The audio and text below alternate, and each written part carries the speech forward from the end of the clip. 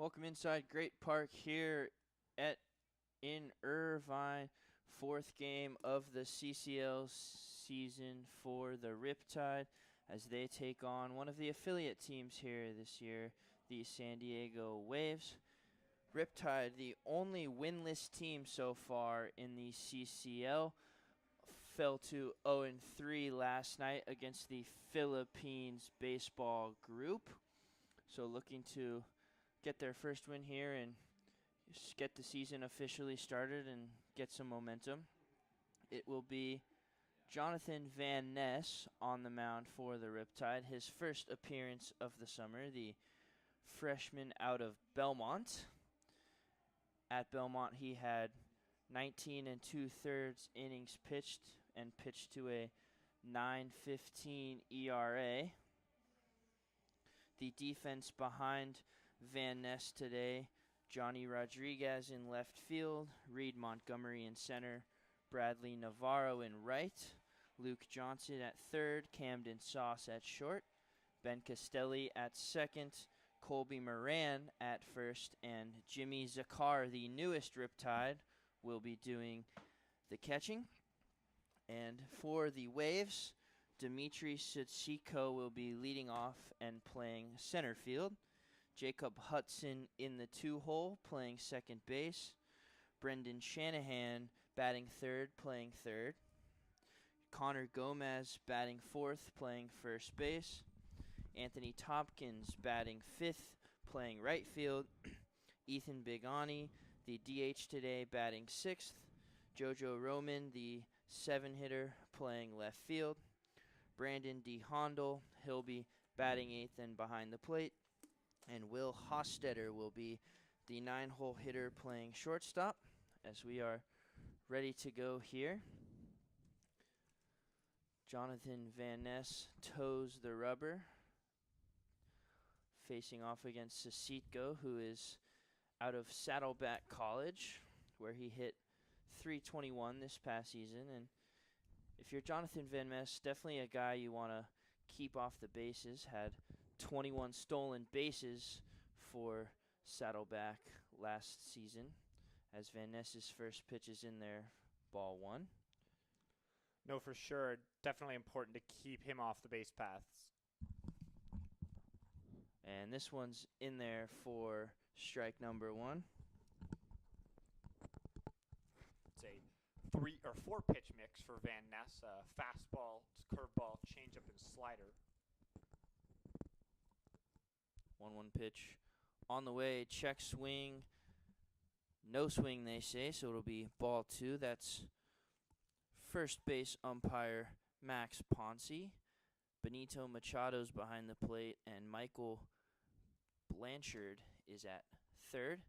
2-1 pitch, high chopper, going to be a tough play for Camden Sauce. They're going to let it roll, and it's going to stay fair, so a leadoff single for Dimitri Sutsiko, and didn't hit it all that hard, but tough play for Camden Sauce. Nothing you can do there, and the speedy Sutsiko finds his way to first. Luke Johnson at third base. Excuse me. No, I mean, there was literally nothing you could do. That ball was perfectly placed, probably bounced 25 feet in the air and landed between the dirt and the edge of the grass, so about 6 inches there, and it's a base hit. That'll bring up another Saddleback player in Jacob Hudson as we check over to first base. But Sutsiko back in there safely. Hudson hit .300 with 3 home runs for Saddleback. Another check over to first. Sutsiko gets back in there safely, and makes sense. We talked about the 21 stolen bases for Saddleback, so Van Ness making sure he doesn't get too comfortable. No, we've seen all season long how valuable those stolen bases are, so certainly important to control the running game. See if Van Ness delivers home, which he does. Sutsiko fakes the steal, and it'll be 1 ball and no strikes. And with Zakar behind the plate, it's his first action of the summer, and don't want to put him under too much stress, but potentially having to throw down here to gun down a runner. Long hold from Van Ness, and this one is fouled towards the Waves bullpen. And we talked about it yesterday. Coach Evans actually called Jimmy Sakar at 12 o'clock yesterday, and he was able to show up for batting practice. So he's been a part of the Riptide for a little over 24 hours now and immediately into the lineup tonight. Well, for sure. Certainly that's the life of a summer ball player. You have to be ready whenever the call is made. He's on a 10-day contract and looking to prove himself here. Catching position a little thin for the Riptide early in the summer, so Sakar provides some extra players for them. As this one, curveball in there, but just a little high, so count a move, 2 balls and a strike. Yeah, for the Riptide, Brock Lightgib, the catcher out of the University of Michigan, dealing with a shoulder labrum injury, so he's going to be unable to throw from behind the plate, and hence the need for more catchers. Runner goes, ball upstairs, throw in there, and he's going to be out. What a play from the new Riptide. Jimmy Sakar getting into the action right away and had Satiko there by a couple steps, even with a bad throw. I mean, you say bad, though. I think that was almost perfect. You know, you kind of want to miss on the right side of second base, makes it easier for the tag, and that throw sort of perfectly faded in, made it an easy tag for Ben Castelli, who took a pretty hard hit there, but got the tag down. 3-1 pitch. This one's going to be inside for ball 4, so just deposited a base runner, but now another one finds his way to first base. No, and I'm sure the Waves are kicking themselves there. Obviously, if you'd waited one more pitch, you would have gotten the free pass anyways. So, unfortunate for them, but the Riptide will certainly take it. That'll bring up Brendan Shanahan, who played his baseball at Palomar Community College down in San Diego this past year, where pretty good year, hit .358 with a couple home runs. This one's fouled straight back for strike 1. Hudson at first, not much of a speed threat, and maybe Waves will think twice after Sakar threw out Satiko. Certainly that's something that's been missing from the Riptide. They really haven't had the ability to control the running game so far, just to cut one runner stealing all season. So good for Sakar to make it a second. This one grounded towards Johnson, over to second for 1, on to first. That's a double play.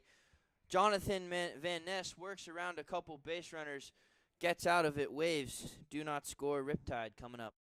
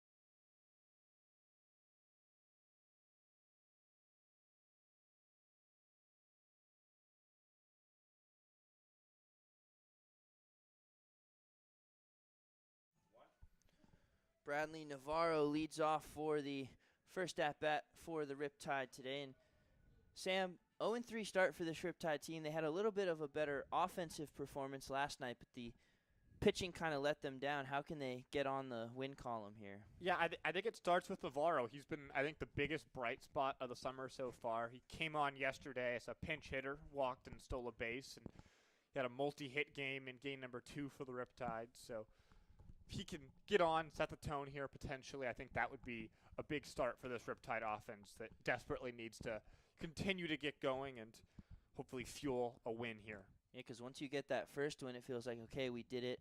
We're okay. Now we can really start this summer, as that one's outside for ball 2. On the mound for the Waves, Caleb Fiskus out of Division II Southern New Hampshire University, although he is in the transfer portal looking for a new home. We'll see how he does here against the Riptide. This one, Navarro swings, lines it towards left field, but it's going to hang up there. Jumping catch by Jojo Roman for out number 1, but good swing there from Navarro. No, for sure. So he put good wood on the ball, but a nice play from Ramon, who almost overran that ball, but able to recover. Fiskus at Southern New Hampshire, 3 1/3 innings and 3 strikeouts and 3 walks, so even there, but a 2.7 ERA, so pretty good arm out of him. For sure. He's actually from Huntington Beach. He went to Edison High School in the area, so. Ben Castelli up now, looks at a curveball just inside for ball 1. Castelli was the last man standing last night for the Riptide, chance to win the game, but struck out. So we'll see if he has better fortunes today as he checks his swing there for strike 1. Castelli playing second base today out of Cal Baptist. Won a gold glove while he was at Saddleback College, so very good defender as he grounds this one through the hole and into left field for a base hit. So Castelli reaches first Riptide hit of the day, and back-to-back pretty good swings so far from the offense, who struggled the last couple games but kind of turned it on last night. No, for sure. That ball was definitely hit sharply, and no chance there through the 5.5 hole, and Hofstadter and Shanahan could only watch as that one lit the grass alight as it trickled into left field. Camden Sauce now, who also appeared as a pinch hitter last night and got a base hit in his first at-bat, and then reached in his second at-bat in that 9th inning rally. As he swings at the first pitch here, flies it towards center field, but it's going to hang up there as Dmitry Sasitko settles under it for out number 2. I like how aggressive the Riptide have been, going after. That was the first pitch there, and going after pitches early in the at-bat here and trying to, not let Fiskus settle into this ball game. Jonathan Rodriguez to the plate now. We've seen him primarily as a first baseman so far for the Riptide. Has played some good defense over there, but today playing left field for Coach Evans. As he swings at the first pitch again, this one fouled toward the Waves dugout. And you talked about it, Sam. A lot of aggression here early from the Riptide hitter, swinging early in the count. No, for sure. So we saw there with Castelli over on first, chance to maybe put the runner in motion with 2 outs off on contact, obviously.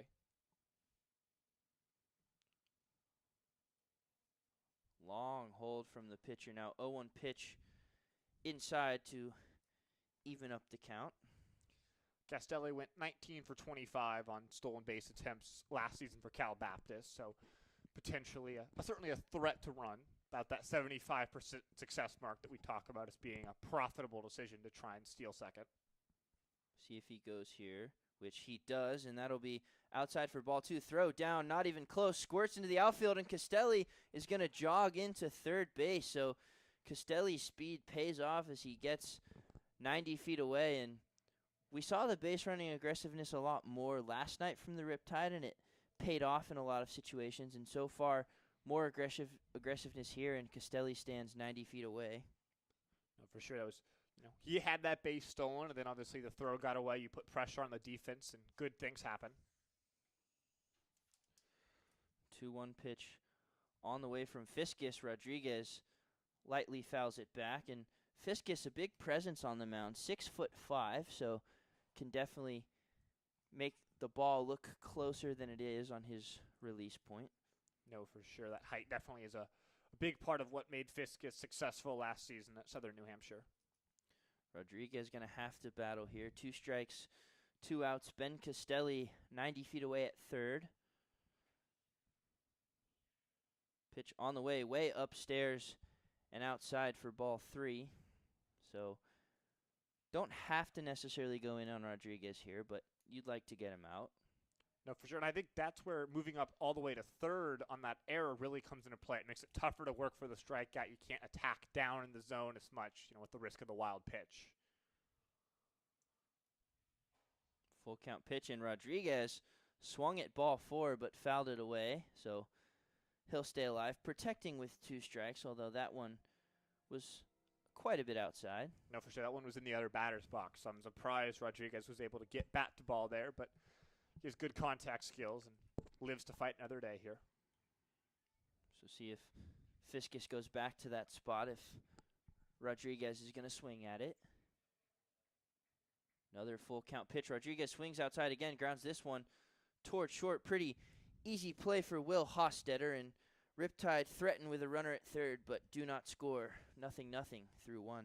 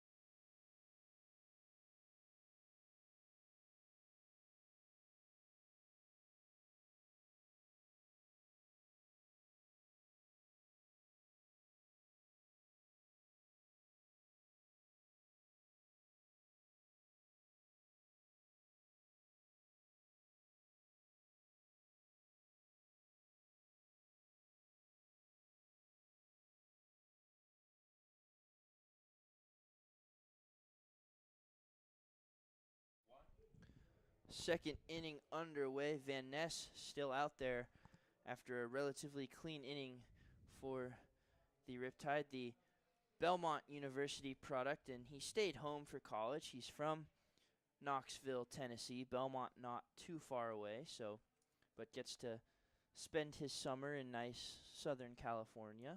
But certainly a lot less humid out here than it is in Tennessee during these months. He'll face off against Connor Gomez, who looks at a curveball in there for strike 1. Gomez is playing first base tonight. He's from Irvine Valley, a local JUCO.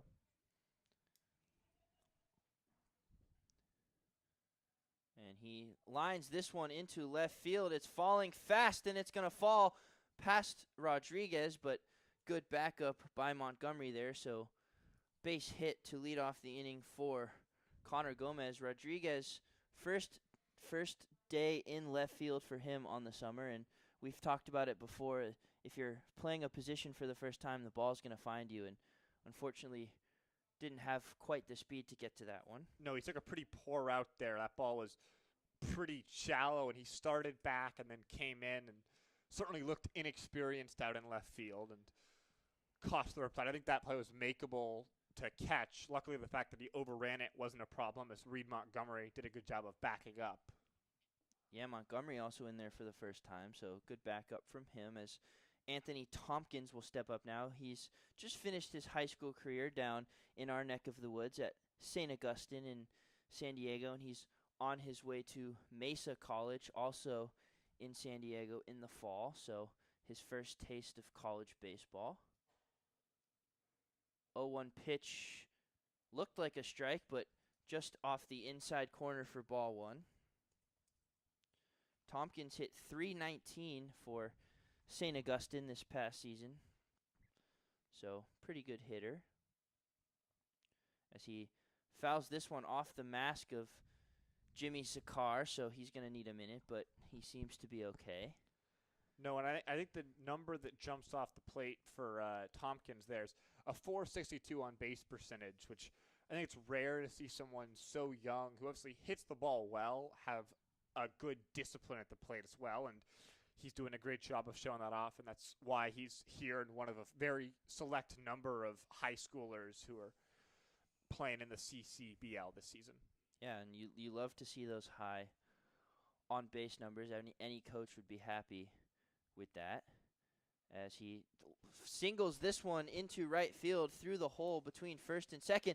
Fumbled in right field, but not far enough away for the runner to advance. So back-to-back singles by the Waves, and they have a rally going here with nobody out. And this kind of takes us back to last night. The offense for the Riptide finally came alive for the first time, and the pitching that had been so good through the first two games really let this team down, and see if we can limit the damage here. But the pitching was a bit of a question mark last night.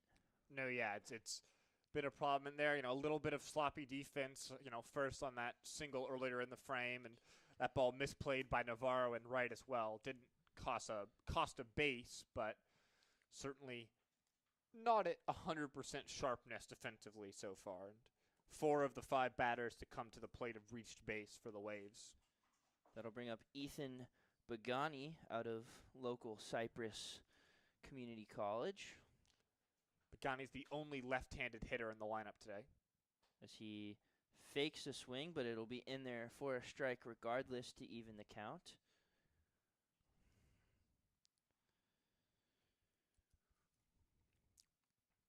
See how Van Ness got a big double play last inning to get out of a mini jam. We'll see if he can get another one here. As this one is driven hard into right field, but it's going to fall foul past the Waves bullpen. So Waves seem to be on Van Ness a little bit early here. Oh, yeah. Van Ness is a bit of a walk problem. He walked a batter per inning while at Belmont, but he did strike out 29 batters in 23 frames. So if he can work a couple strikeouts here, that would certainly go a long ways towards getting him out of this pickle. And inside move, and had Connor Gomez running, or thinking about running, but no one was there to back up the base, so Gomez scampers back to second. Already seen the Waves try and steal, so certainly smart to protect from the stolen base here. And this one is fouled back to keep the count at 1 ball and 2 strikes. Bagani, not the most prolific hitter for Cypress last year, only hit 143, but back to that on-base percentage you were talking about, did have a 400 on-base percentage, so can find ways on without using the bat.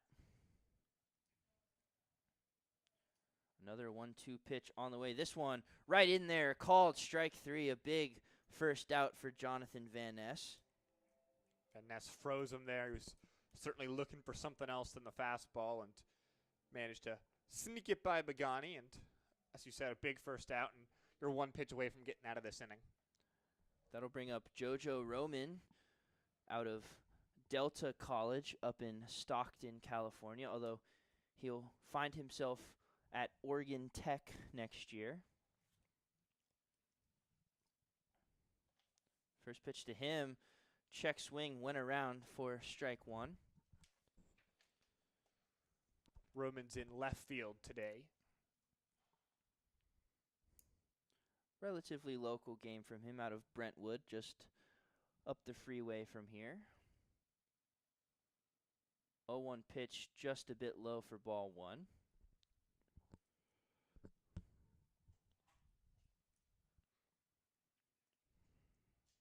You know, in Van Ness's past, he played travel ball for the home plate chili dogs, which is making me hungry up in the booth just thinking about it. That's a really great. I like that name. It's a good name as he pours in a strike for a 1-2 county. A chili. I would love to play for the Chili Dogs. Seems like a fun time. Are you a beans in your chili kind of guy or no? Yeah, Oh. I'll go some beans and chili. I think that makes a good chili. Beans, good source of fiber. As this one is another high chopper towards Johnson, who steps on the bag at third, throws to first in time, and another clutch double play for Jonathan Van Ness. Another tough play for Johnson. This one he's able to make. Waves threaten, but do not score.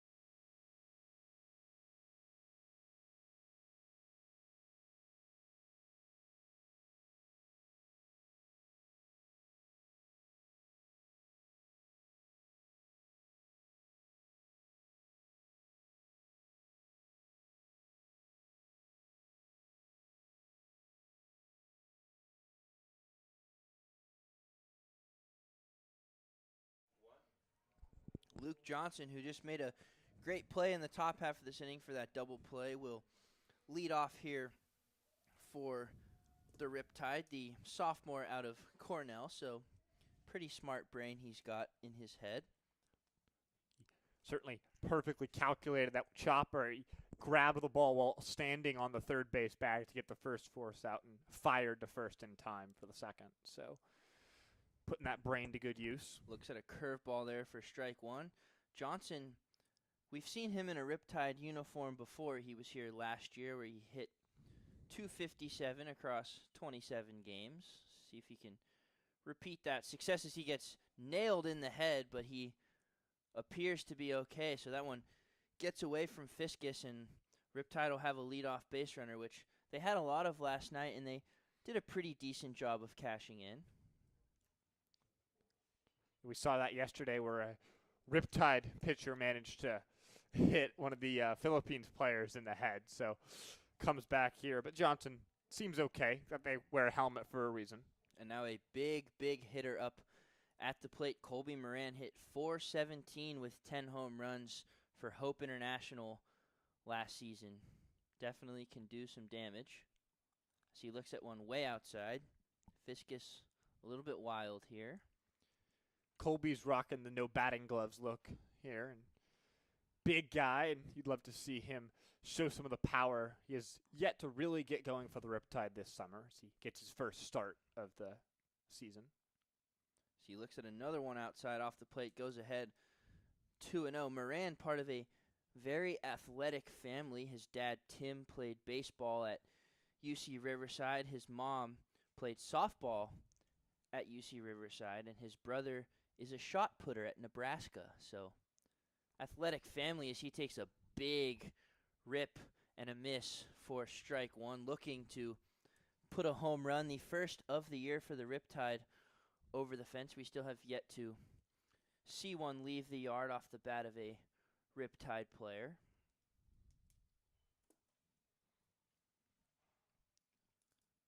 Two-one pitch on the way. Johnson takes off. This one's outside and in the dirt, and Johnson gets in there ahead of the throw. So another stolen base for the Riptide. 2 for 2 so far. It looked like the throw would have been pretty close, but the ball was skipped out of Hostetter's glove, and so easy steal for Johnson. Moran's in an advantage count here, up 3-1.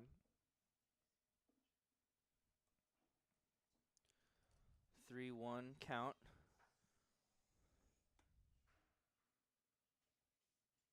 Advantage pitch coming to Moran, and this one squirts away, so Johnson's going to get up to third, thinking about going home, but stays put, and Moran will trot to first with the base on ball. So back-to-back base runners here in first and third, nobody out for the new guy, Jimmy Sakar. Certainly a good spot for Zakar. He didn't play a lot last season for UCSB, the Gauchos. He had just 2 at-bats, but he did knock in a base hit and scored a run while there. Tell your kids you hit 500 in Division I baseball. So see if he can cash in here. Infield back for the Waves as Zakar takes his first swing as a Riptide at a ball that he probably shouldn't have swung at for strike one. Well, it's his first swing as a Riptide this summer, but he was actually part of the Riptide in 2022. He had 8 at-bats for the Riptide, did manage to swipe a bag while he was here back in 2022. Curveball taken just upstairs for ball one, and we've seen some base running aggressiveness here from the Riptide. I don't think Moran will be taking off here, but you never know. Yeah, for sure. But with Zakar at the plate, I think just trying to put bat on ball here and put the ball in play. You know, a fly ball scores a run. And wild swing from Zakar there on the off-speed pitch, so he'll have to battle down 1 ball and 2 strikes.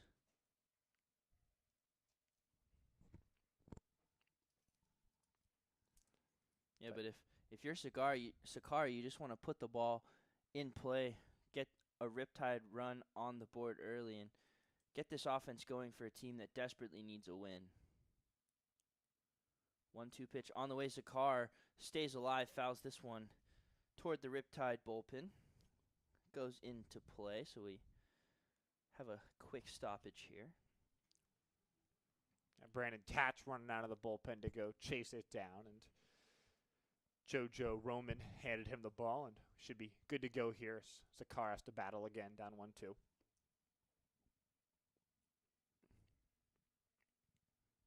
Swing and a miss. Strike 3. Jimmy Sakar goes down on strikes in his first at-bat of the year for the Riptide. So going to come down to Justin Tiller, who, as we've seen with our own eyes, big power. No, Tiller knocked one off the scoreboard yesterday in BP and told us to watch out for something special today. So he's getting his chance with 2 runners on base, including 1 in scoring position. Has the single-season home run record at Cypress College. Hit 22 for them last year while hitting .379, so can do it all. So he takes a big rip and drives this one into right field. It's going to stay up there, but deep enough for Johnson to come home. So Justin Tiller does his job and sends Luke Johnson to the plate for an early 1-0 Riptide lead.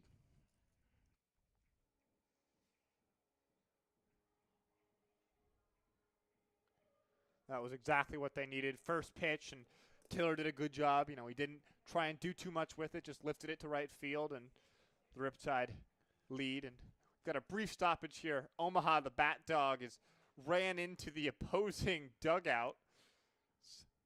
Our general manager, David, is running over to get Omaha back to the dugout she belongs in. Omaha doing some scouting on the other team, so see if she can bring back some good reports to the opposite dugout. Looks like she ran all the way into the tunnel, so she's underneath the ballpark now as Reed Montgomery comes into the lineup. If she steals all the Waves bats, then they won't be able to hit. It'll be a easy win for the Riptide. As Reed Montgomery steps up now.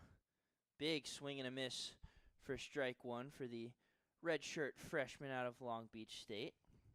I'd like to imagine that Omaha got down to the dugout and was just overwhelmed with joy at the amount of bats and barking her mind out right now. As Montgomery takes that one upstairs for ball 1. We haven't seen a lot of Montgomery so far this season, getting his first start out there in center field. Another big swing and a miss for strike two, and he's going to have to battle as Colby Moran still out there at first base. See if Montgomery can flip the lineup over. Yeah, Montgomery went 0 for 2 off the bench on opening day, and this is his first action since. Thought about a swing there, but laid off on a pitch outside to even the count. See if Montgomery can work it full and send Moran moving with 2 outs.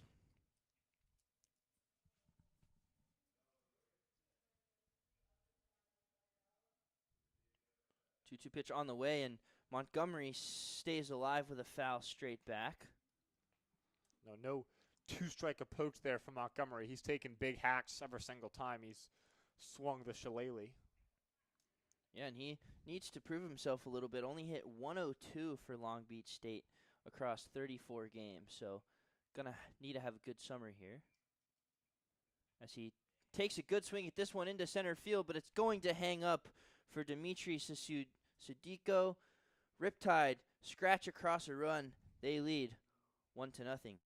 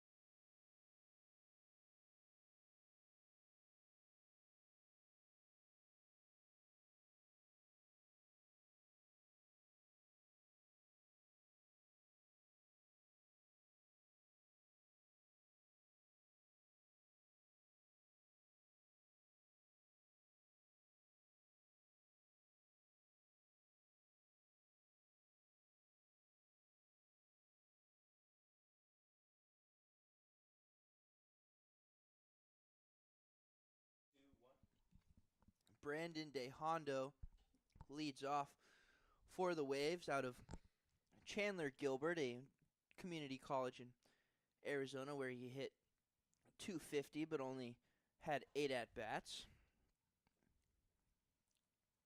Still in there against Van Ness, whose first pitch is away and in the dirt for ball 1. Van Ness has had a lot of traffic on the base pass. He's allowed 4 of the 8 guys he's faced to reach, but a couple of double plays, and it's meant that he's not allowed to run yet. Pours in a strike there to even the count.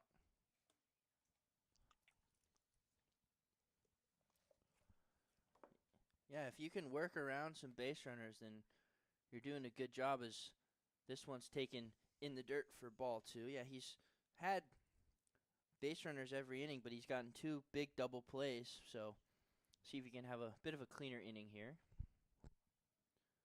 2-1 pitch on the way. This one's hard past the dive of Luke Johnson. That's going to be a base hit to Hondo on his way to second. He's thinking about third as the ball gets away from Rodriguez, and Hondo's going to try for third. Camden sauce the relay, not in time, so Brandon DeHondo with a leadoff triple for the Waves, and another costly mistake from Johnny Rodriguez out there in left field. No, yeah, it's not been Rodriguez's best day. Didn't look like he knew the bounce off the wall very well, and certainly cost the Riptide an extra 90 feet there. But looks like not being called an error, so scoring at as a triple. That'll bring up Will Hostetter with a chance to even the score here, as he grounds this one up the middle, and runner not going to the plate. Good play from Camden Sauce to retire Hostetter, and DeHondo not running. Very interesting there with the infield back. Yeah, it looked like DeHondo thought that Van Ness had a chance to make a play, and he certainly could have. Obviously, had Van Ness made the play, he wouldn't have had much chance to score. But once it got past him, I think he would have been able to score, and instead chose to play it safe. Obviously, still less than 2 outs here, so a fly ball or something from Sidko could bring him home to tie the game. Good play from Camden Sauce as well, playing shortstop today, as check swing, but didn't offer at it. So Sidko ahead, 1 ball and no strikes.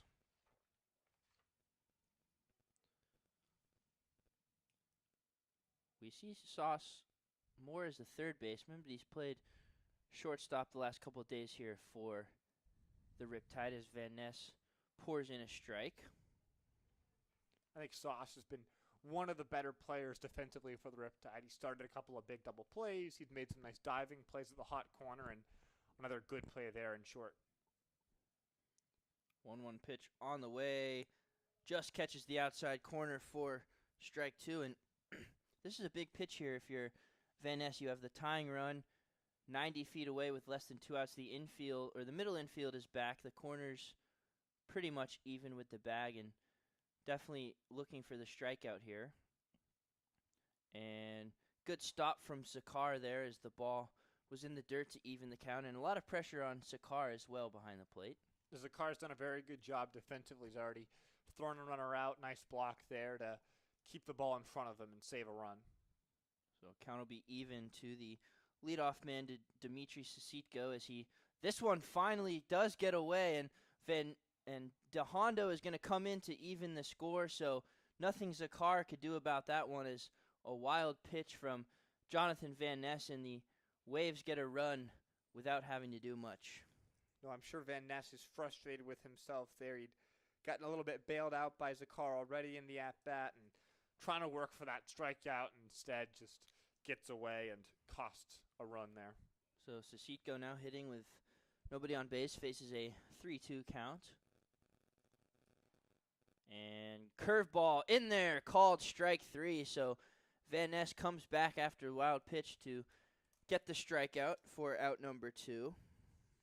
That almost makes the wild pitch hurt even more. You would have had a real chance to get around the leadoff triple, but instead runs in. And second strikeout, both looking from Van Ness so far in this game. Yeah, and we saw yesterday, Riptide had a 7-3 lead over Philippines and ended up losing that game 8-7. It just seemed like they gave the Philippines extra life with a couple plays, and it really led that offense to score those runs. So if you're Van Ness or the rest of the Riptide team, you don't want to give the Waves anything that they don't need. As this one's in the dirt for ball 1 to Jacob Hudson, who walked his last time up. Van Ness has done a good job of dropping that curveball in for strikes. As he throws another one for a strike there, right on cue. So Hudson's going to have to battle down 1 and 2. Hudson, a baseball family. His brother Logan played at Santa Barbara City College. As he looks at one on the outside corner, strike 3. So Van Ness gets 2 strikeouts, but allows a run on the wild pitch. Riptide 1, Waves 1 through 3.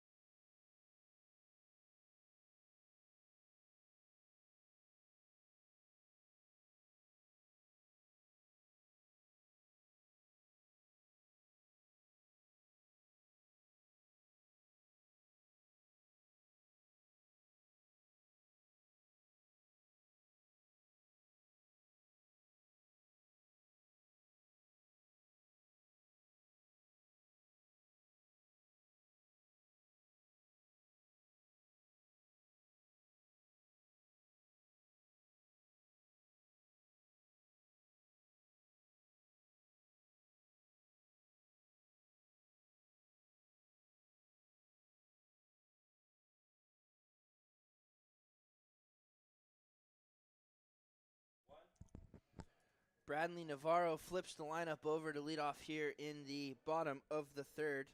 Still facing Caleb Fiskus on the mound. Navarro, pretty good hitting last at-bat, but flew out to left field. So see if he can get a leadoff hit here for the Riptide.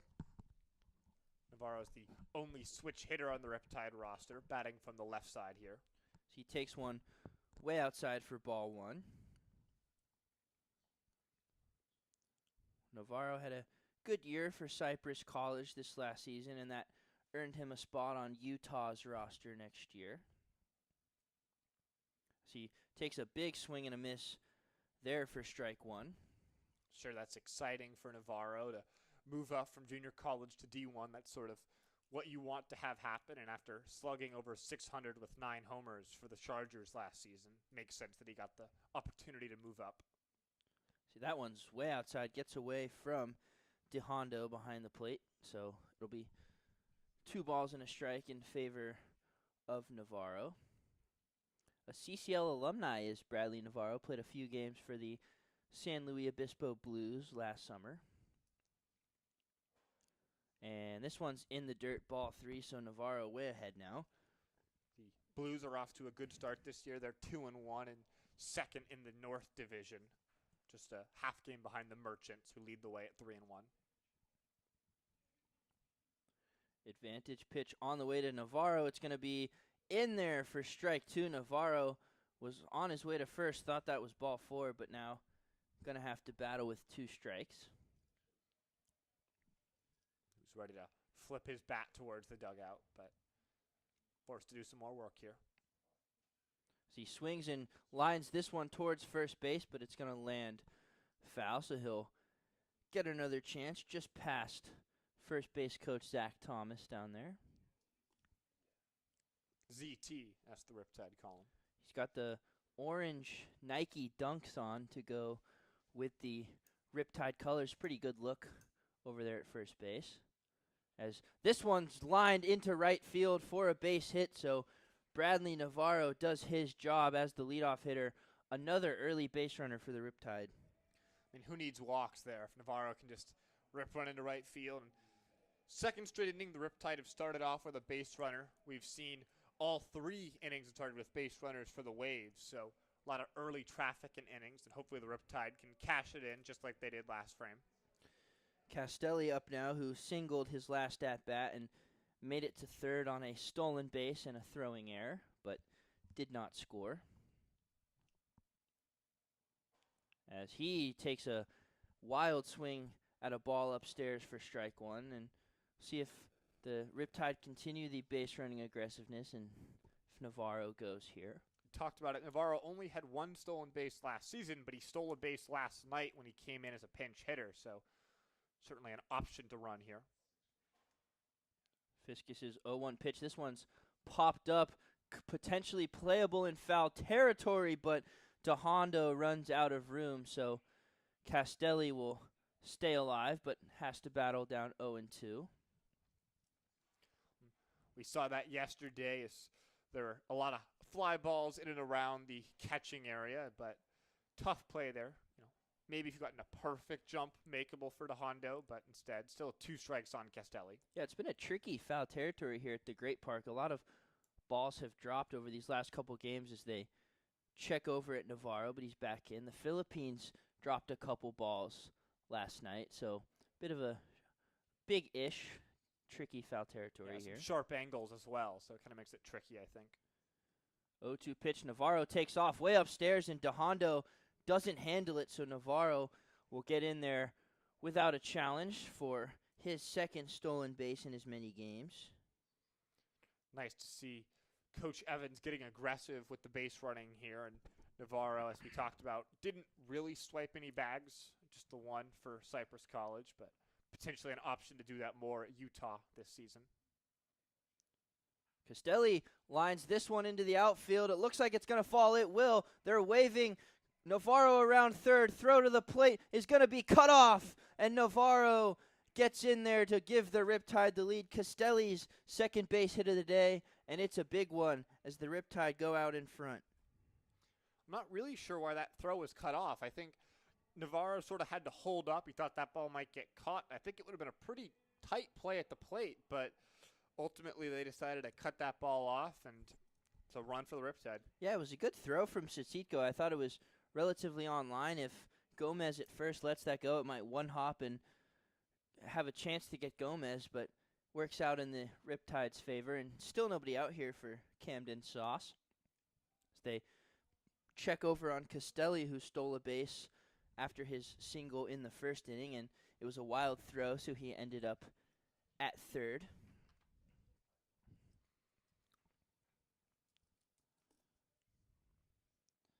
Castelli runs again. This one's upstairs, and Castelli in there once again. So 2 stolen bases in a row for the Riptide, and 2 already on the day for Castelli. And I really like this aggressiveness out of Coach Evans and the Riptide base runners.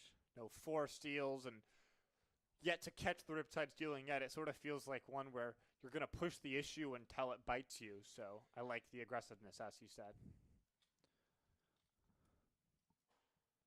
As Sauce looks at a curveball in there to even the count 1-1.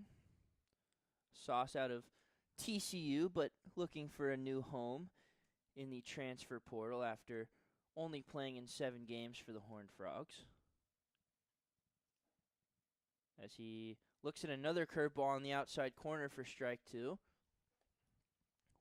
We've seen Sauce have some good at-bats here in the summer. Came in as a pinch hitter last night and singled, and then worked a walk his second at-bat. Flew out to center last time up. As he stays alive barely with a foul ball back behind home plate. Looks like Aaron Seniceros is on foul ball duty. Seniceros had a bit of a rough outing last night. He walked 1 and hit 2 before being lifted from the game. So perhaps a bit of punishment there as he's got to shag balls all day.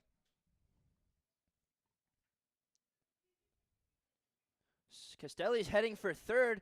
Throw is not in time, and Castelli gets his 3rd stolen base, and it's only the 3rd inning here. Picked a good pitch to go on. That was a off speed, and then Sauce, obviously in the right-handed batter's box, front door closed for DeHondo, and he had to work his way around. I think that gave Castelli just enough time to sneak in there. Fiscus has done a pretty good job of mixing up his timing, but doesn't really matter to these Riptide hitters. As this one squirts away from DeHondo, and he can't see it, and Ben Castelli is going to jog in to home plate for the 3rd run here for the Riptide, and Castelli doing it all himself. RBI single, steals 2 bases, and then a wild pitch. So Castelli the MVP of the inning so far. No, and that ball did not get very far away from DeHondo, but he just couldn't locate it. And unfortunately for the Waves, it meant that it was a run for the Riptide. So now a clean slate here for Camden Sauce in a full count.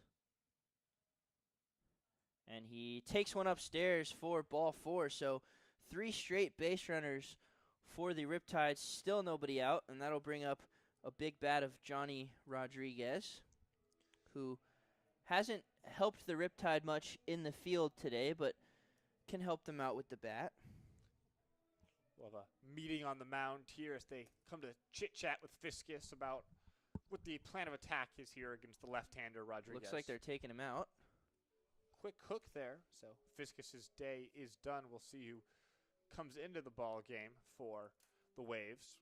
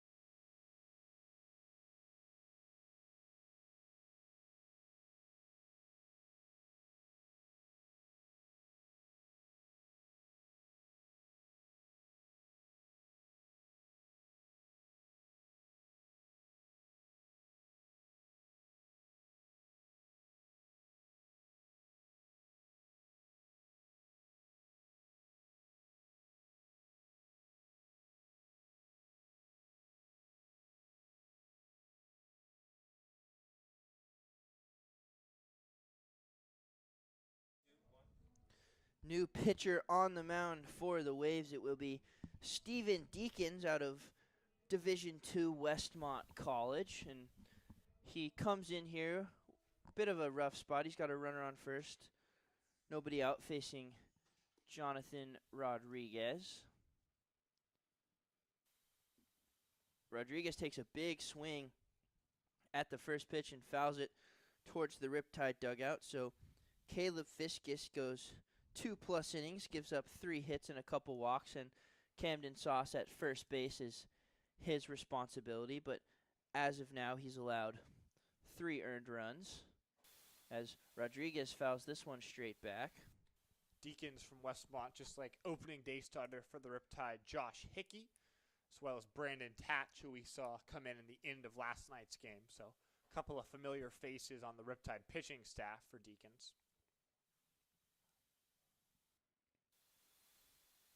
0-2 to Rodriguez. He stays alive, so 3 straight foul balls for the Long Beach State dirtbag.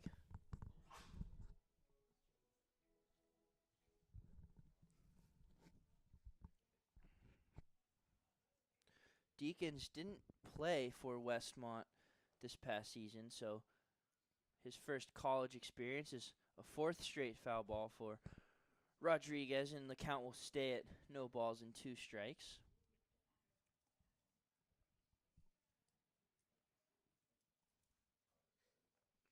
A nice battle here from Rodriguez, who grounded to short his first time up. Pretty decent hole on that right side of the infield between second and first base. See if Rodriguez is looking over there, which he is. He hits it right there, but a diving stop by the second baseman, who gets up and throws to first. A really good play from Jacob Hudson to retire Rodriguez for the second out. 1 out here in the inning. And first out, excuse me. Sauce was able to move up to second base on that one. And Rodriguez, listen to me, but Jacob Hudson, really good play there, sliding and retiring the not fleet of foot runner. No, Gomez was holding Sauce on first, so we had that huge gap on the right side. But big gap here on the right side against the right-handed hitting Luke Johnson. Johnson, a hit by pitch, got hit in the head on the first pitch, but he appears to be okay, and then he stole a base and eventually made it around to score. As he falls behind 0-2 as that catches the outside corner. Wonder if Johnson took in the French Open final. Both his parents played collegiate tennis. And good 5-set thriller over at Roland Garros this morning. Yeah, Carlos Alcaraz, the winner there, as this one almost hits Johnson in the head again, but it'll be 1 ball and 2 strikes. His father, Craig, actually played professional tennis, so very good tennis family. I'm sure they were tuned in. As that one's way outside to even up the count. Not to brag, but I was second team all-league my senior year in high school tennis. So nice. Basically me and Carlos Alcaraz are at the exact same level.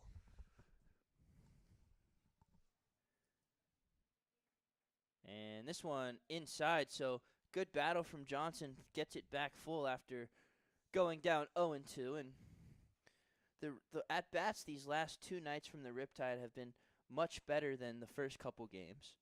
Johnson's got to be feeling like the Waves must hate him. A lot of pitches inside, obviously the one that hit him in the head earlier. And another one inside, and it breaks his bat and flares foul, so he'll get another chance, but he's going to need a new stick, as don't think Omaha should go and get that one. Might be some splinters. So the first broken bat we've seen of the summer, and I hope that Luke Johnson has brought a few with him as he gets a new one. Of course, it's part of what makes this league special is using a wood bat, not a metal bat like you do in Division I or in any college league. So I'm sure it's a relatively new experience for Johnson to have a bat shatter in his hands. So another 3-2 pitch on the way. New bat for Johnson as he uses that bat to hit a weak ground ball towards third, but it's going to go foul, so he'll get another shot. And as it looks like Mike Spalmer is loosening up in the Riptide bullpen, so we wonder how much of a leash Jonathan Van Ness will have, as Sparmer, one of 2 high schoolers on this Riptide roster. No, when we saw Earthsparmer pitch here on Wednesday in the North-South All-Star game, he wasn't here for the Riptide's opening day because he was attending his own high school graduation. So, a excused absence from Coach Evans. Runner dancing off of second as Johnson swings and misses it, ball 4, and he'll go down on strikes for out number 2. First strikeout for Deacons, who's done a good job since coming into this ball game.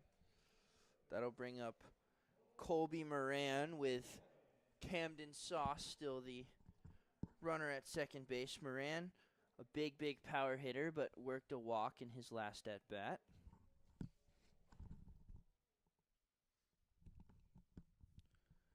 Deacons gets a pitch he likes. First pitch to Moran, outside for ball 1.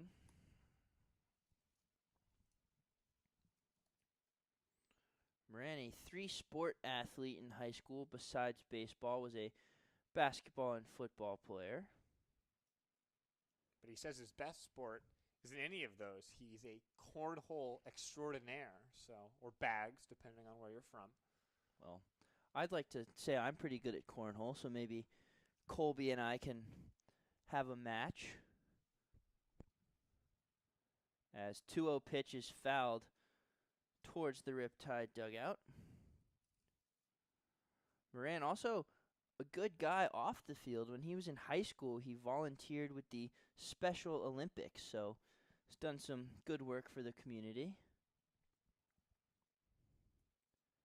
As 2-1 pitch is fouled into the Great Park foliage to even the count. May have seen another broken bat there. Looks like Moran's going to switch bats with the car over in the on-deck circle, as perhaps that one splintered or chipped in some way. It wasn't as dramatic as the last one from Johnson, but still a new bat nonetheless for Moran. Johnson and Moran are going to have to send Venmo requests to Deacons for some new lumber. He's broken 2 bats already here.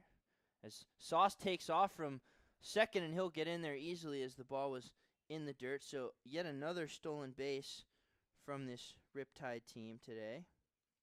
4th of the inning. 6th of the game for Orange County. And full count here for Moran, who walked last time up. Pretty standard defensive alignment here against the lefty. 3-2 pitch on the way. Big swing, fouls it straight back. And we talked about the power that Moran possesses in that bat. 10 home runs for Hope International last year, but got on base more than half the time as well, so has the ability to do it all. We saw him face a big shift yesterday against the Philippines, where they had their second baseman well onto the outfield grass, but nothing here. As that one's inside, so Moran gets his second walk of the day. Sauce will remain at third as that one didn't get far enough away. Ironically, the exact same position for Jimmy Zakaris when he came up last time with runners at the corners, so chance to drive in some runs after he struck out in his first at-bat. As we said, Zakar, the newest member of this Riptide team, was called into action yesterday by Coach Evan, who needed a catcher, and he was here for batting practice yesterday, but didn't appear in the game, getting his first action here. First pitch to him, and he swings and fouls this one into the trees just behind us here at Great Park. As Moran leads off first, Sauce leads off third. 2 outs here in the bottom of the third. Riptide up 3-1 as Zakar looks at a pitch right over the middle for strike 2, and he's going to have to battle again after striking out his last at-bat. Time for some 2-strike hitting here from Zakar to hopefully bring home a third Riptide run of the inning. As he just stays alive, gets a piece of that one, so count will stay 0-2. Looked like he might have nicked himself a little bit on that foul ball. He's taking a walk, but he seems to be okay. Sure, he's used to getting hit by foul tips. Of course, he is a catcher. 0-2 pitch once again from Deacons. And this one's going to be upstairs for ball 1. We've already seen a run scored on a wild pitch this inning, and the longer that Zakar can stay in this at-bat, the more likely that another wild pitch comes. So even if he's not able to generate a base hit, just battling and staying alive is a good thing. 0-2 pitch, 1-2 pitch on the way, and Zakar goes down swinging. So 2 uneventful at-bats in his Riptide debut, but Riptide score 2. They lead 3-1.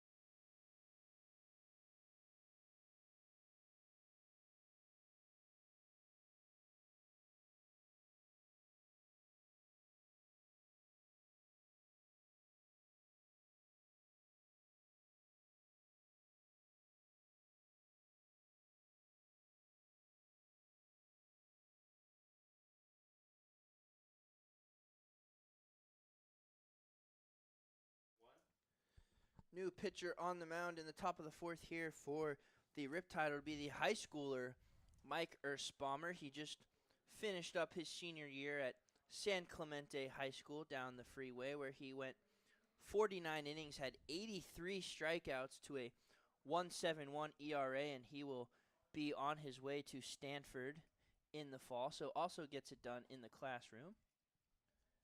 First pitch that he's thrown to a college hitter is inside for ball 1. Ersbaumer's got a 3-pitch mix, a fastball, slider, changeup combination. Said he expected to throw about 2 or 3 innings today. And the first batter he'll face as he pours in a strike there will be Brendan Shanahan, who hit into an inning-ending double play his last time up. Another guy you want to keep off the bases, had 11 stolen bags for Palomar this year. That one's inside for ball 2. Ersbaumer is a two-way player, at least at the high school level. He hit .341, had 2 home runs, 20 RBIs last season for San Clemente. As this one swung on and missed to even the count back up at 2-2. And Ersbaumer's high school coach at San Clemente says that he is one of the best pitchers in the history of that program. So pretty high praise for the young pitcher. As this one squirts away, and it'll be ball 3. He struck out 90 hitters in 56 innings for the San Clemente last season. So, I think a huge punch-out work, and he only walked 21 batters, so it's not like he has one of those guys where you have a ton of strikeouts that also come with a lot of walks. So he's done a great job of dispatching hitters. We'll see if he can do that right here. Full count pitch. This one's popped high into the outfield, but Montgomery settles under it for the out. And S. Bomber's first college hitter faced is deposited back to the dugout. Earthbummer, as we talked about, he hit in high school. His younger brother actually hit for a higher average. He's a sophomore on the roster. And I mean, personally, if I was the younger brother, Bob, I would be making fun of Mike all the time. So certainly I'm sure Earthbomber hears it from his younger brother, but he'll be happy to be out of the house in Palo Alto going forward. As he'll face Connor Gomez, who fouls one back. He singled his last time, a pair of singles in that second inning, but again was ended by a clutch double play from Jonathan Van Ness. Van Ness certainly had a lot of traffic on the base pass, but he was able to dance around it and only give up the one run, and he'll leave in the lead. 0-1 pitch will be in there for strike two to Connor Gomez, and Connor Gomez is your beer batter tonight, so if Earthbomber can sneak another one past him, all of Great Park will get some free alcohol, at least those who are of age, but will not happen as this one is belted towards left field. Rodriguez going back, but he settles under it on the warning track to make the catch, and it's been tough sledding out there for Rodriguez in left, but makes that play. No, he didn't look particularly comfortable, but he did enough to retire Gomez, which is all he has to do.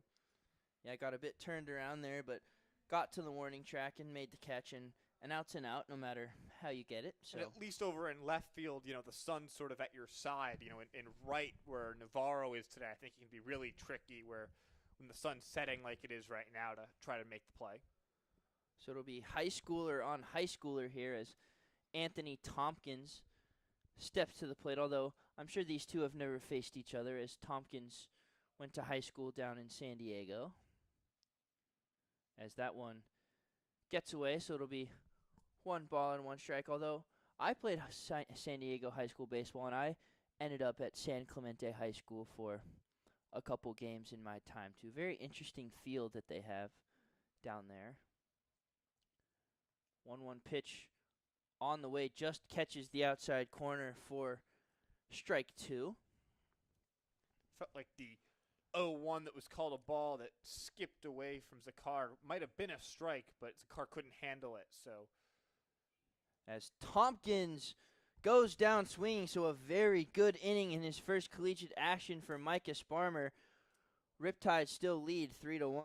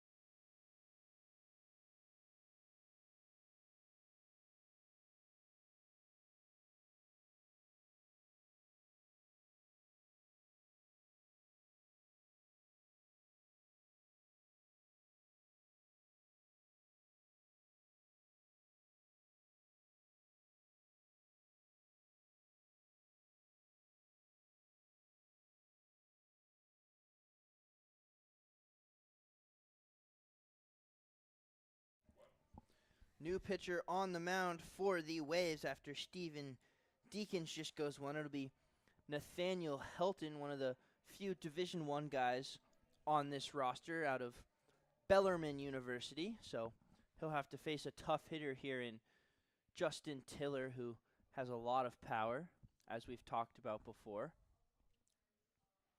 And Tiller takes a big swing, but it's going to be a lazy pop-up to the shortstop, Will Hostetter, who settles under it for out number 1.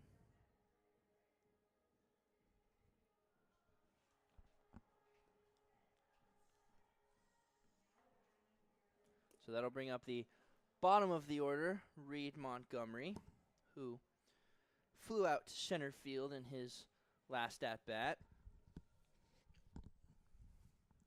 And I don't think he cares. I think he loves it, Reed Montgomery, walking out to that song.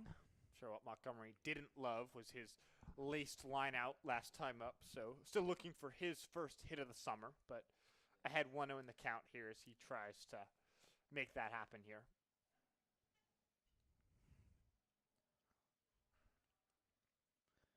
As he takes a swing there to even the count, 1 ball and 1 strike, and not a lot of success for Helton at Bellarmine this past season. Only pitched 2 2/3 innings with 5 walks and had a 16.87 ERA, so looking to have a bit of a better summer here.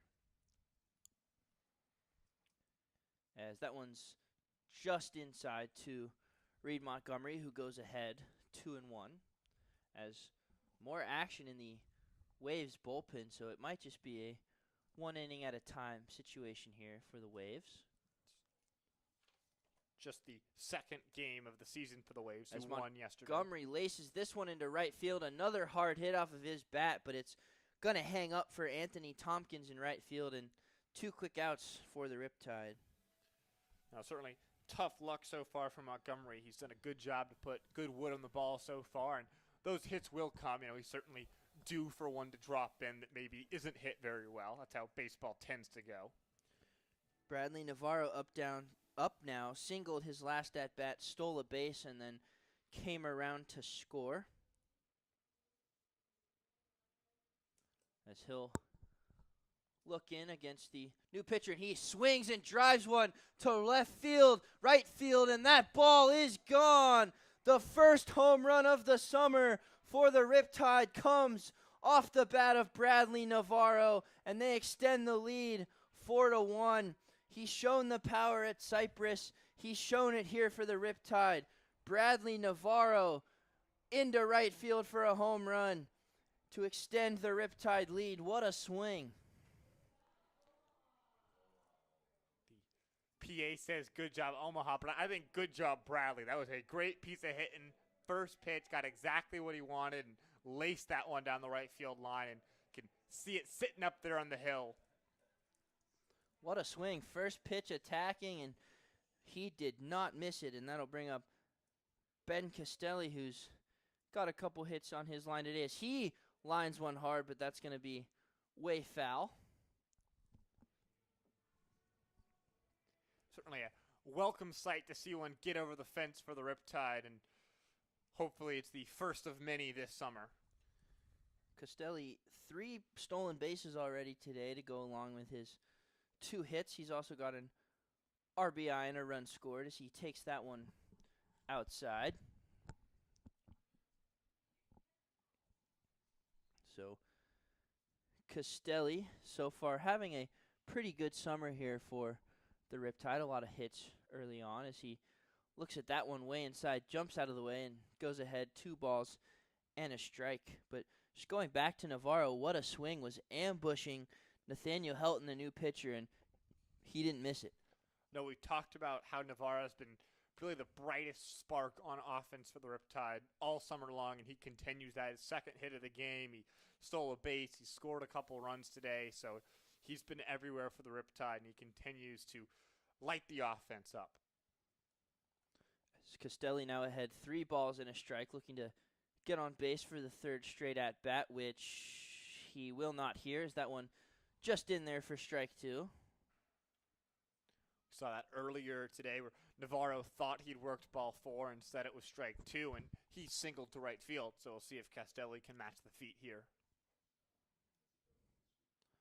3-2 pitch on the way. This one will be ball 4, so Castelli reaches for the 3rd straight time, and that'll bring up Camden Sauce. And back to that home run with 2 outs as well. So 2 quick outs for the Waves, and then that home run from Navarro, and now a walk. And that just kind of shows how a big swing can spark an offense. For sure. And Sauce walked last time up, so we'll see if he can extend this inning and really get some 2-out thunder coming out of the Riptide bats.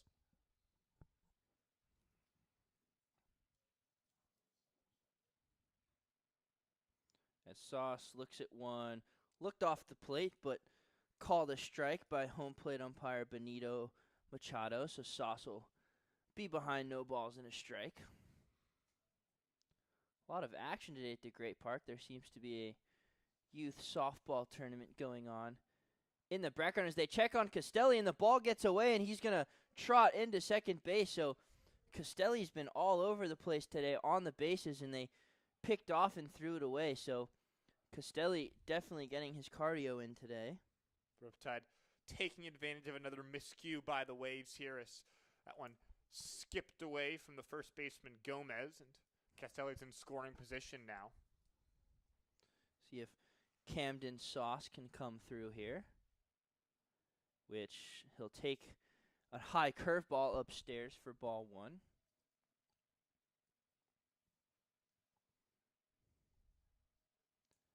And if you're the Riptide, you want to keep this going. They scored early and fairly often last night against the Philippines, but kind of slowed down towards the end, so they're going to need to have consistently good at-bats going forward as Sauce now goes ahead 3 balls and a strike.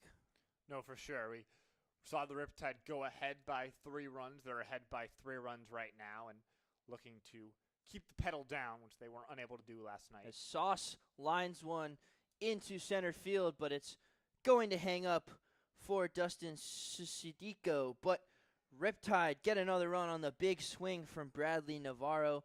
They lead 4-1.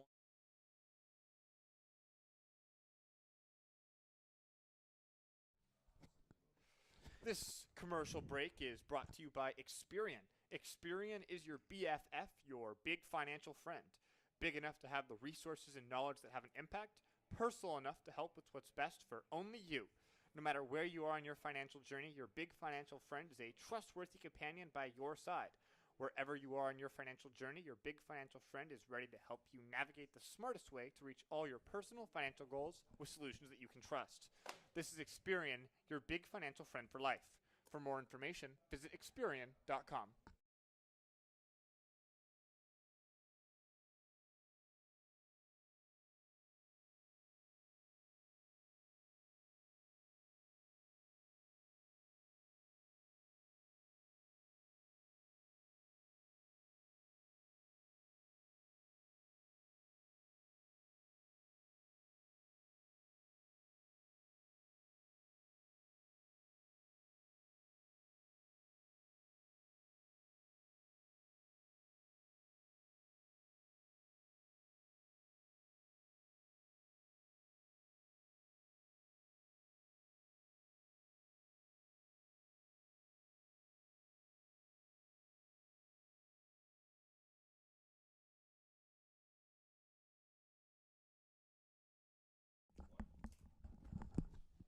Ethan Bagani leads off for the Waves here against Mike Erspamer, who had a very good first inning in a Riptide uniform, as he pours in strike 1 to the designated hitter today in the left-on-left matchup.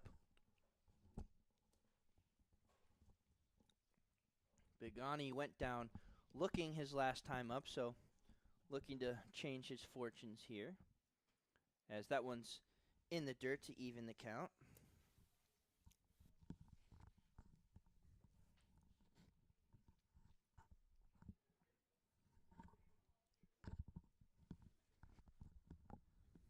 So Erspamer delivering the 1-1 pitch, which is flared towards second base. Going to be a tough play for Castelli, it lands in front of him, and Bigani is going to reach first base. A interesting play there for Castelli, who very good defender and weird read off the bat.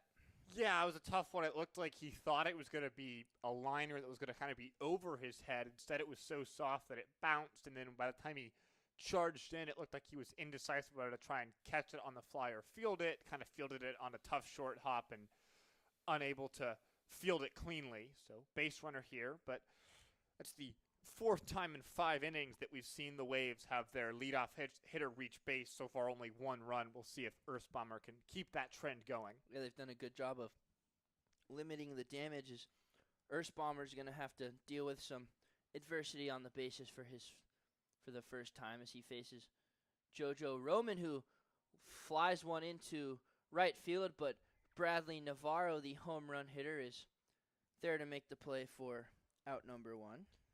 No, and at least for Earthbomber, it's the bottom of the order, so you never want to have a runner reach base on sort of a soft single, but if it's going to be a time to happen, having it happen with the 7, 8, 9 hitters up behind him is probably when you want it to occur.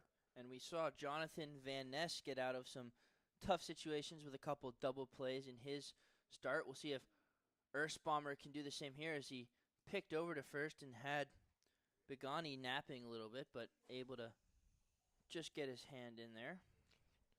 DeHondo obviously tripled and later came around to score the only run for the Waves last time up, so dangerous hitter. Yeah, came in a 2-strike count as well. He was down 0-2 and put a really good swing on a ball, so Earthbomber's got to be careful here.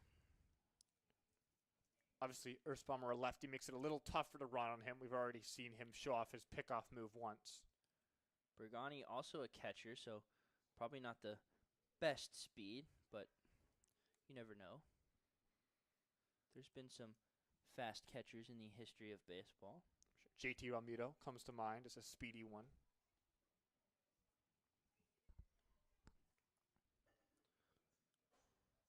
1-1 pitch on the way from Earthbomber. Swing and a miss.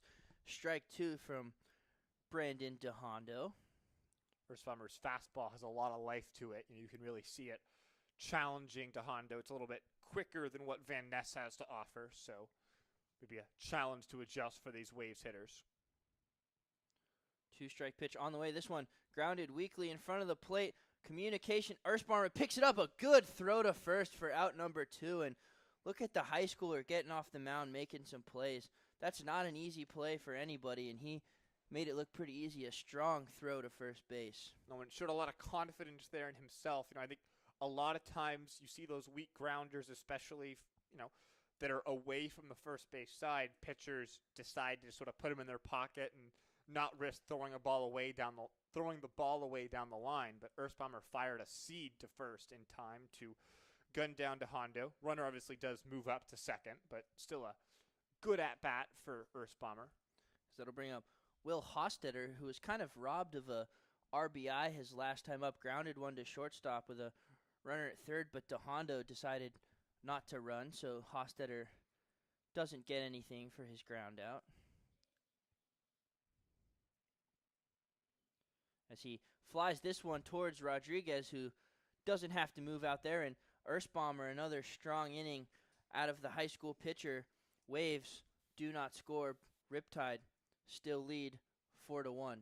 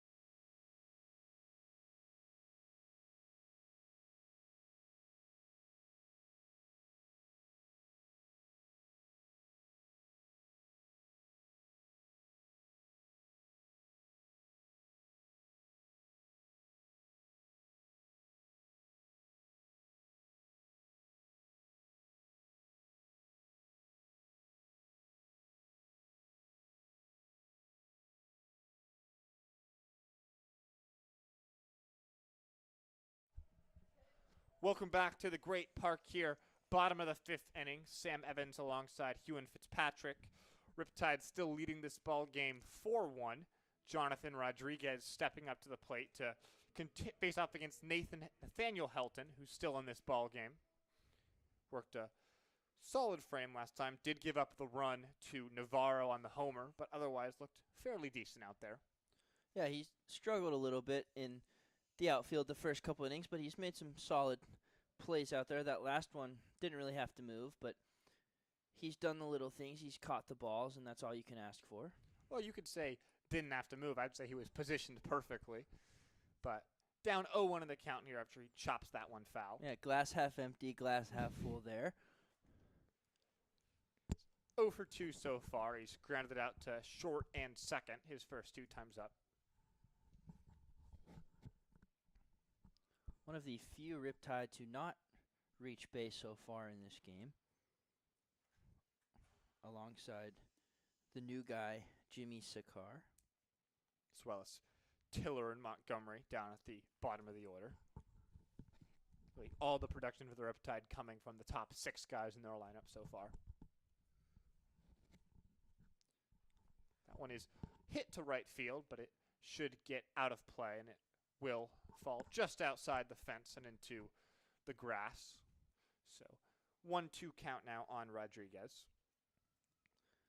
And if you're Rodriguez, Riptide last couple innings have had some leadoff runners or early runners on base, so want to try and continue that trend, put some more pressure on this Waves team. He'll take that one well up and away from Helton, who had a 16.87 ERA last season, so not exactly the lowest ERA you've ever seen from the pitcher here, Helton. Riptide actually getting out-hit 5-4, but they've just done better situationally doing the little things right. That one is lined into center field, so you can make it 5-5 on the hits. Rodriguez laces that one into center, and the Riptide have their first man of the inning on base for the 3rd time in 4 frames. And that's really important, especially with the bottom of the order who hasn't really done much.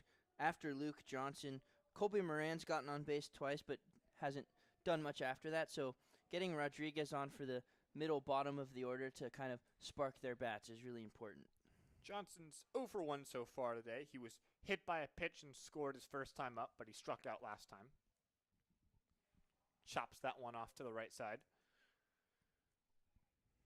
Rodriguez is not particularly quick, so I'd be a little surprised to see them put him in motion, but with how aggressive the Riptide have been so far in the base pass, I don't think it's wise to rule anything out.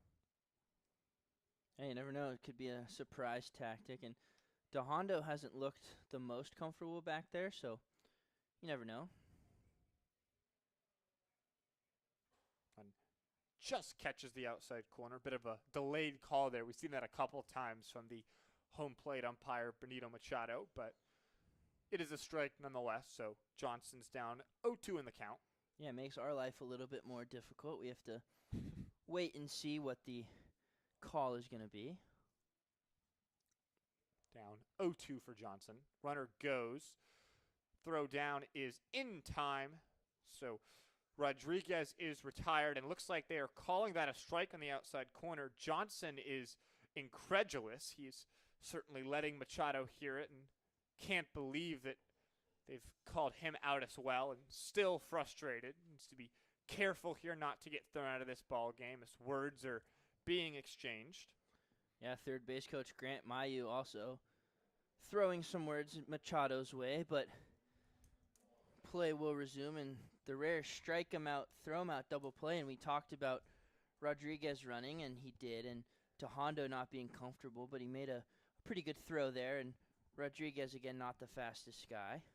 I do think that ball was outside to Johnson. I think sometimes you can see that happen, though, when, maybe if a bunt's pulled back or put down, or if a throw down is made, a ball dropped, you can see balls that should be called strikes get called balls and vice versa, and it comes back to bite the Riptide there. That one is chopped back towards the mound, fielded easily, thrown on to first in time to retire Moran. Riptide go down, but still up 4-1 in this ball game as we head to the 6th.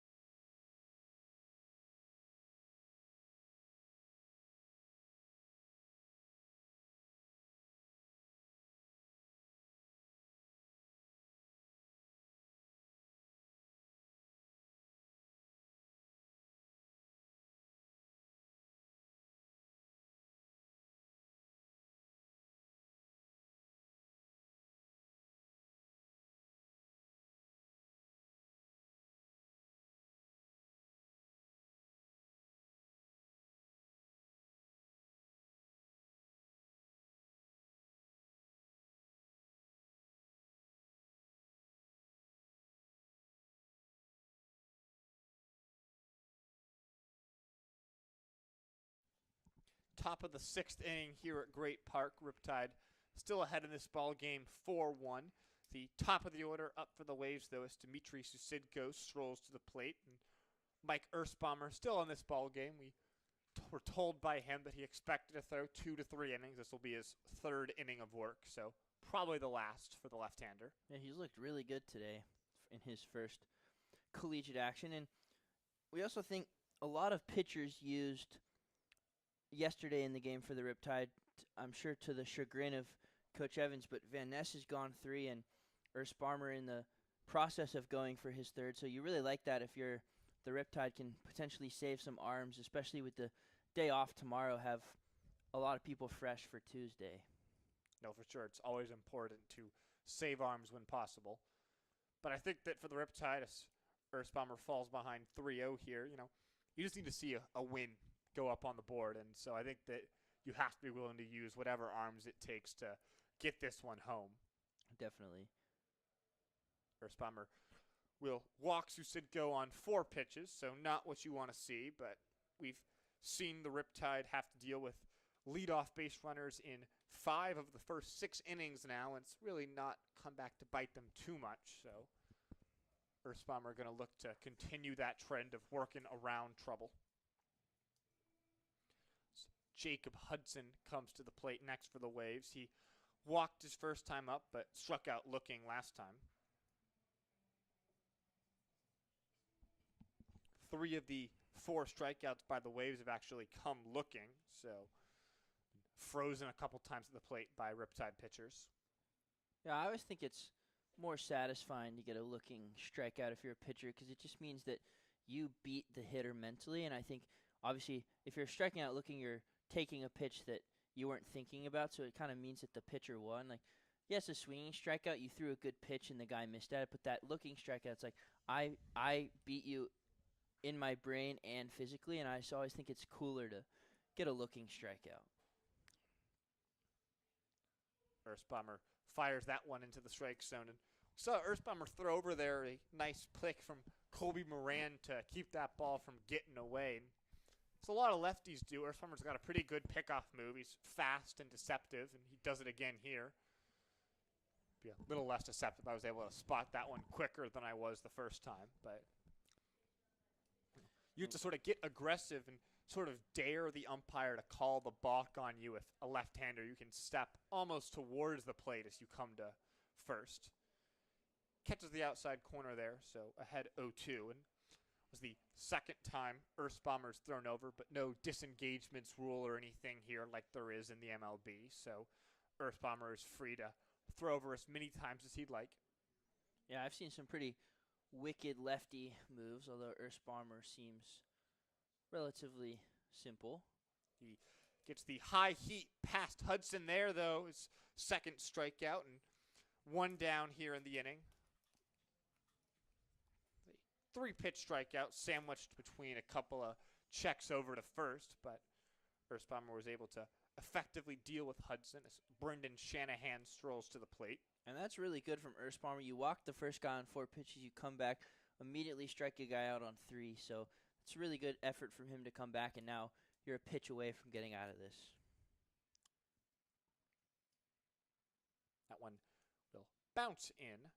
Speaking of being 1 pitch away, we already saw Shanahan ground into a double play earlier this ball game. He also flew out to center last time up. Looking to get another double play here from Shanahan, who does have some Division I experience, was at Fresno State before ending up at Palomar. Grounded to third, on to second, in time to first for the second double play that Shanahan's grounded into. We're headed to the bottom of the 6th here. Riptide still up 4-1.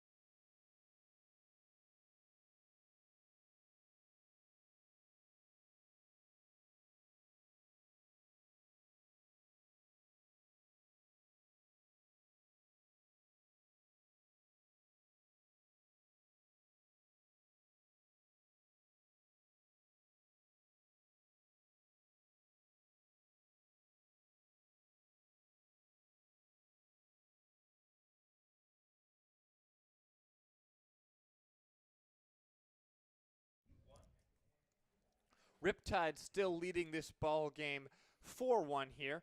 New pitcher for the Waves is Peyton Perry, the right-hander out of Palomar.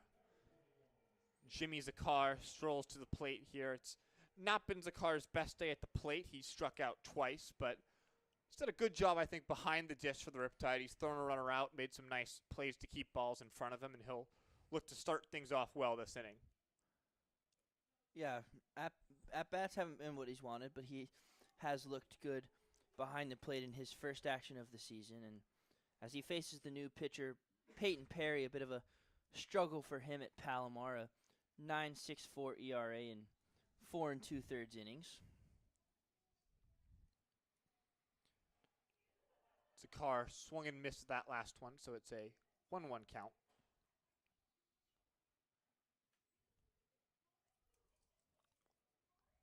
Zakar will wave at that one. Looked like he's had some trouble picking out the off speed so far. Obviously, this is his first action of the summer, as we've talked about. Only 2 at-bats for UC Santa Barbara last season. Yeah, so he hasn't really seen a lot of pitching, so definitely going to be a bit of an adjustment period.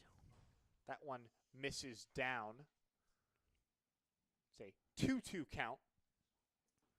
So there's a bit of confusion with the Jumbotron at the moment, but Zakar is ready to go in battle on the 2-2. He will chop that one straight back. And Zakar looking to avoid the dreaded hat trick here, so looking to find his way on base or get out, not via the strikeout. I'm sure Zakar's dreaming of more than just not striking out. I think he'd like to get on base via base hit here. Definitely spark this offense and be another leadoff base runner. He pops that one up. Looks like it will be the first baseman, Gomez, who handles it, and Zakar is retired.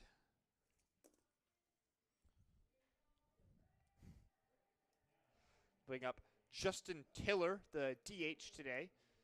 Tiller is 0 for 1. He had a sacrifice fly his first time up, and then he popped out last time.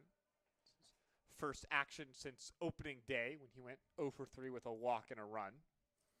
Yeah, and we haven't really seen the power that we know Tiller has. We've seen it in batting practice, of course, but not in the games yet, so we'll see if he can show us some of that here.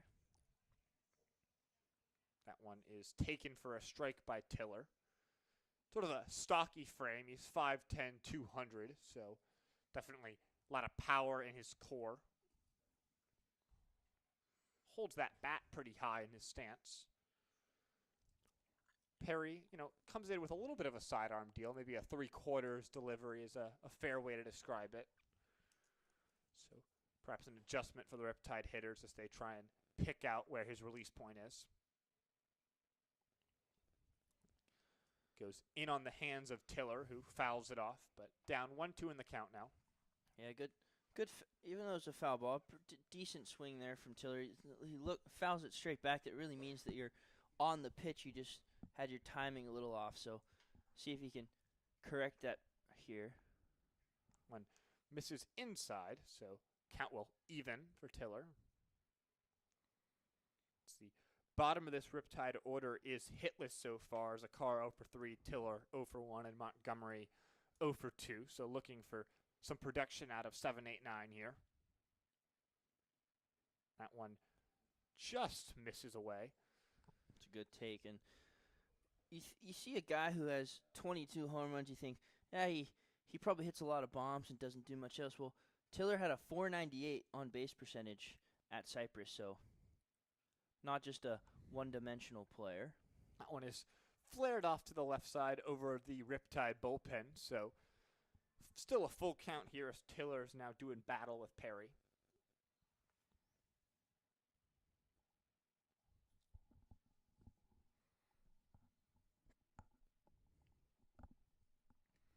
The payoff pitch is outside, and Tiller will earn a walk and reach his base.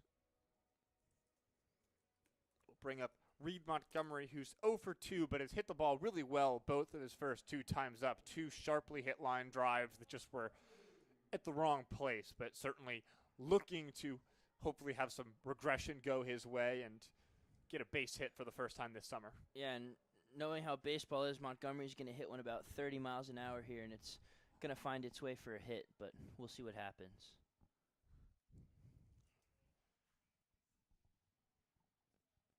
One inside and down to Montgomery, but kept in front by DeHondo, so Tiller will have to remain at first. We'll see if Rodriguez getting caught stealing last inning means that the Riptide slow down on their base pass aggressiveness. Yeah, and they were aggressive at the beginning of the game. That one is lined into left field, and it will hang up, though. So Montgomery retired with a sharp line drive for the 3rd time. He's certainly got the right to be frustrated today. He's been unlucky. Yeah, he's given a ball to every outfielder today. A fly out to center, a fly out to right, and now a fly out to left. And obviously disappointed in the results, but can't be mad that he's hit the ball hard as Omaha goes to retrieve his bat. She did a good job and took a victory lap around the mound to celebrate. So as the lineup flips over to Bradley Navarro, who we obviously saw hit that home run earlier in this ball game.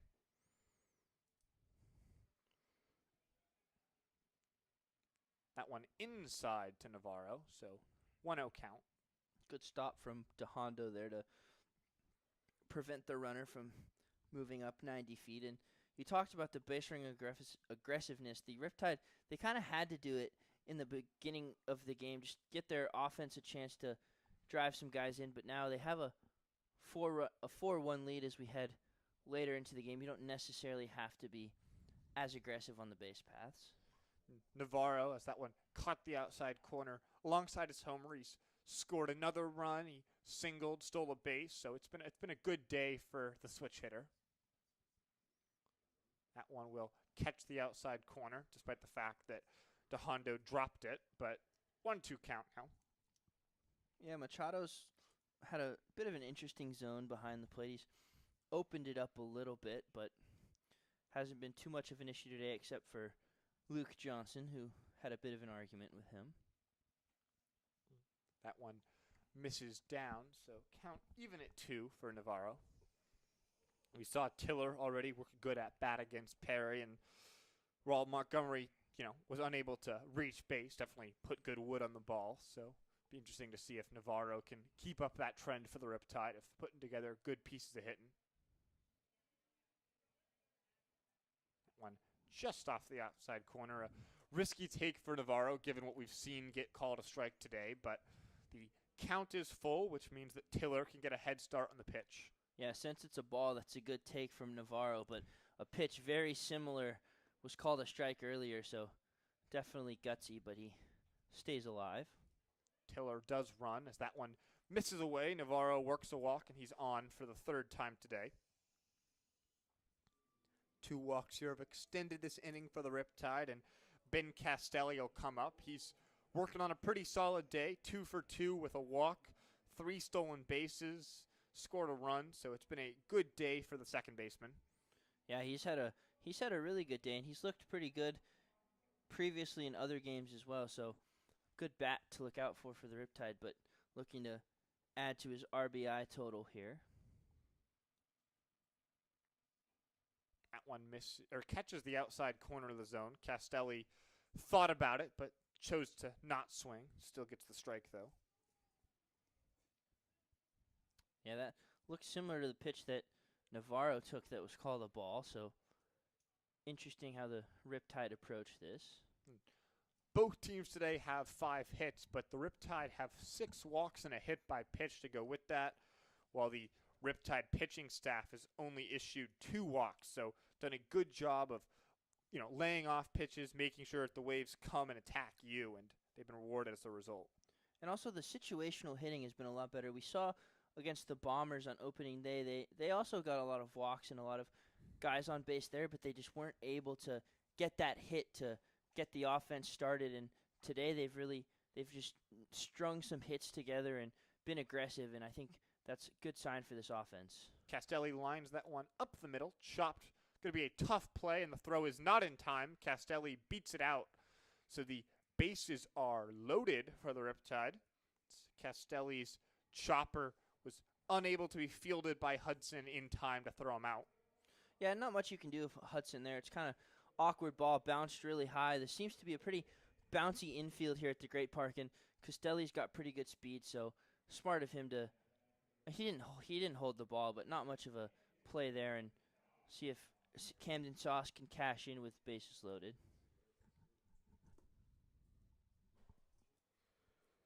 Sauce so far today is 0 for 2, a couple of flyouts to center. He's also walked.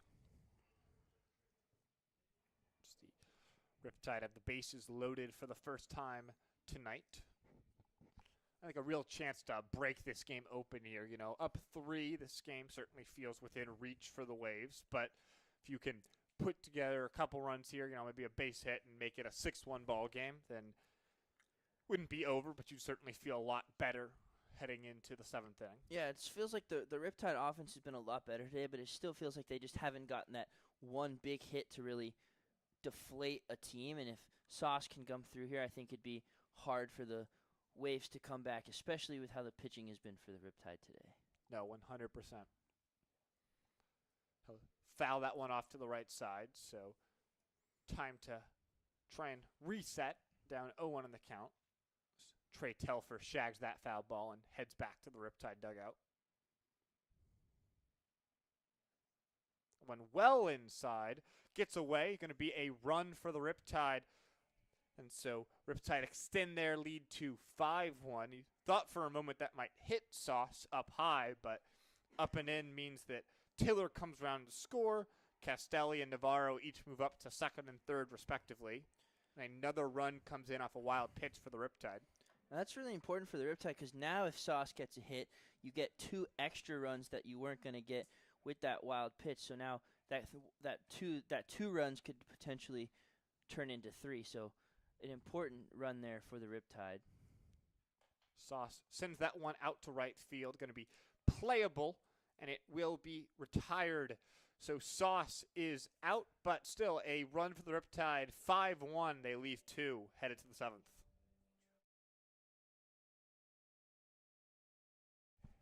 We'll hear some words from our sideline reporter, Savannah Alvarado. Hey everyone, I'm Savannah Alvarado here at Great Park with one of our family members of an OC Riptide.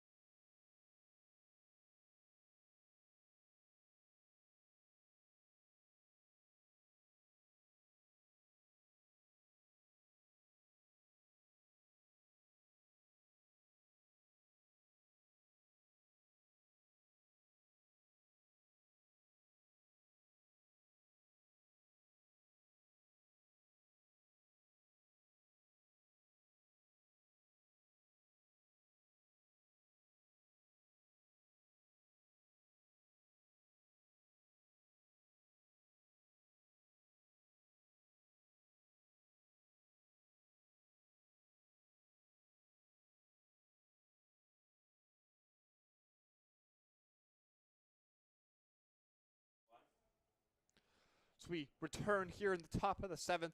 Mike Ersbommer out there for a 4th inning of work. Definitely more than we expected to see out of the recent high school graduate.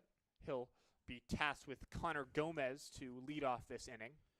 I think Ersbommer's earned it, though. He's pitched fairly well up to this point, but we did see last night how Trent Tilfer was kind of cruising, and they sent him back out for an extra inning, and then he got rocked, and it ended up being the difference in that game against the Philippines. So we'll see if Ersbommer has better luck here. Certainly worth having a relatively short leash on Ersbommer. Riptide up 5-1 in this ball game after they got that run last time. One just catches the inside half of the plate, so ahead 1-2. Our beer batter up once again, and yet to happen this season for the Riptide, so Ersbommer can change that here. The very minimum in the box next to us, they're excited. That one is fouled back behind, and certainly some happy cheers coming as the beer batter has 2 strikes on him, and you know what that means. There's a decent showing today in the 21 and up section here at Great Park, so they might get a nice treat. Ersbommer will deal. He just misses the outside half of the plate. Certainly one that the Riptide wanted. Zakar communicating with Machado behind the dish. I think that's definitely a ball, but we've seen Machado kind of go outside the zone today, so decent argument from Zakar there. The 2-2 he's out, and there is free beer for everyone here at the Great Park. Ironic coming from the high schooler on the mound to be the one to get the beer batter, but nevertheless the Riptide faithful can celebrate as the people next to us are quite excited. Anthony Tompkins steps into the batter's box here. He's 1 for 2 so far. He singled to right his first time up and struck out last time. That strikeout was Ersbommer's first of his 3 that he's recorded tonight. He gets another swing and miss. So Earthbomber looking very, very good here. As you talked about, his first action against college hitters and doesn't seem phased at all. That one will miss the outside corner, so count even at 1. And yeah, I agree. Earthbomber has looked really good so far. The only hit that he's allowed was an infield single, and that was certainly a play that was makeable by Ben Castelli. So it's been a really solid 3 1/3 inning so far as he's ahead 1-2 in the count.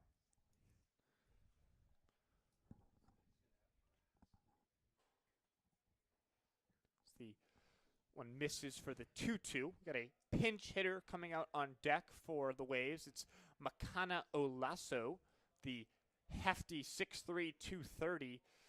He'd be replacing the DH Ethan Begani, so wouldn't need to play the field.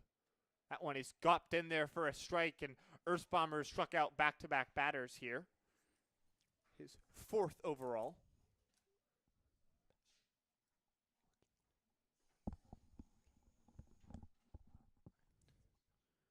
That one was looking as well, so back-to-back strikeouts looking for the right-hander, or the left-hander, pardon me.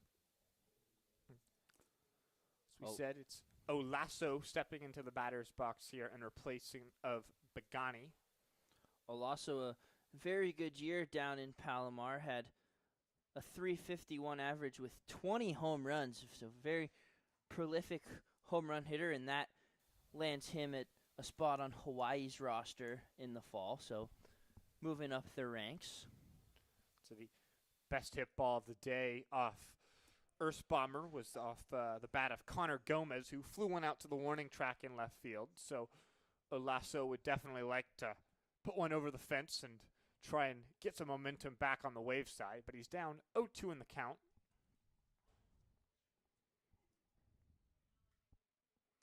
He did not go, says the first base umpire.